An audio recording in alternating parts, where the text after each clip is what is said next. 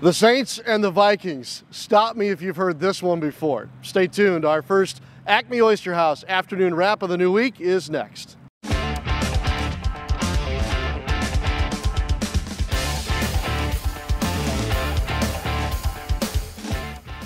For the third time since week 1 of last season, the Saints will meet the Vikings, and they'll do it again in Minneapolis. Here we are, John. We've had this one circled on the calendar, and a big week is finally here. Yeah, these guys have seen each other more than division rivals, and yet, you know, they've always had big stakes on the beginning of the season last year to open up, then the NFC divisional playoff game last year, and now here's another huge game. 5-1 Saints, 4-2-1 Vikings. One of these teams is going to stay, hopefully, lockstep with the Los Angeles Rams for the NFC top ranking. Yeah, both teams are on a significant win streak, too. Prime time on Sunday night. We've got a lot to get into all throughout the week. Let's start with one of the early headlines of the week. That's a new Saint. Eli Apple has been traded for and acquired by the Saints from the New York Giants. Well, let's be frank here. The Saints needed some help in the secondary, and not just because Patrick Robinson was injured and lost for the season in week 3. No, they had not been playing well on that corner opposite Marshon Lattimore. They need another cornerback, and Eli Apple certainly seems to fit the bill. Yeah, Apple, a former first-rounder, happy to be here in New Orleans, a new environment for the cornerback. Very excited. It's a great organization here, a lot of great players too, so just can't wait to come and contribute. Do you kind of feel like fresh start for you, or did you need a fresh start?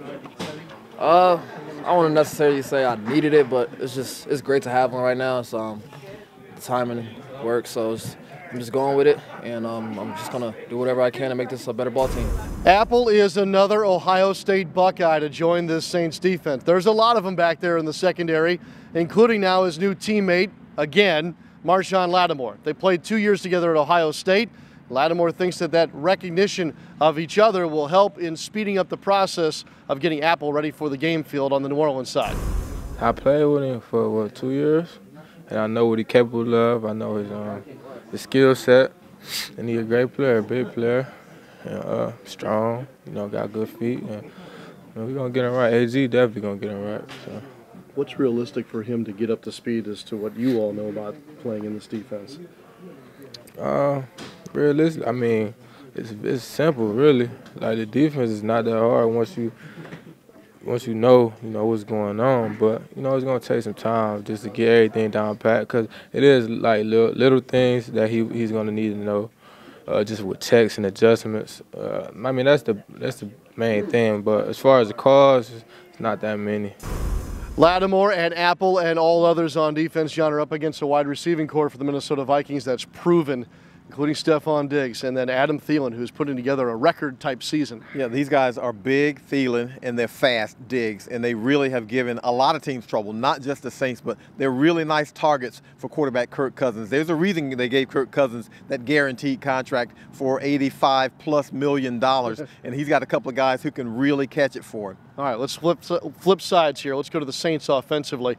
John, they're up against a defense in Minnesota that traditionally has been very strong under Mike Zimmer. Maybe not as strong as last year, but still tough enough. Yeah, last year they led the league in total defense and scoring defense, about 275 yards a game allowed and about 15.8 points. Now they're up in both of those categories, right up around 23 points allowed a game and about 345 yards. But they still are able to get you off the field. They're #1 in third down defense, 23% conversion rate against them. So they get you off the field, get that ball back to their offense, and that's one of the things they do best. All right, Saints quarterback Drew Brees talked about this year's edition of the Minnesota defense, and yes, highlighted that third down situation too. They're so consistent. They're really good with the scheme that they run. Mike Zimmer does a great job with those guys. They got great players too. Just across the board. You got 7 or 8 Pro Bowlers on that defense. So obviously they're very talented. They play very well together. Just an extremely solid defense. One more thing before we leave you on this Wednesday. That's the health of the ball club, John. Where do the Saints stand here after 1 day of practice? Yeah, not bad, but 3 guys weren't able to go today. Josh Laribas, he injured his ankle in the last game against Baltimore. He didn't practice today. Also, Max Unger with an injured hand. He didn't practice today. And we know about Jamon Bushrod's situation with his family, so he was not available to practice either. All right. Full details, of course, with the injury reports at NewOrleansSaints.com and on your Saints mobile app. We'll see you back here tomorrow. We've got those topics we need to discuss as we continue to progress forward to Sunday night's matchup between the Saints and the Vikings.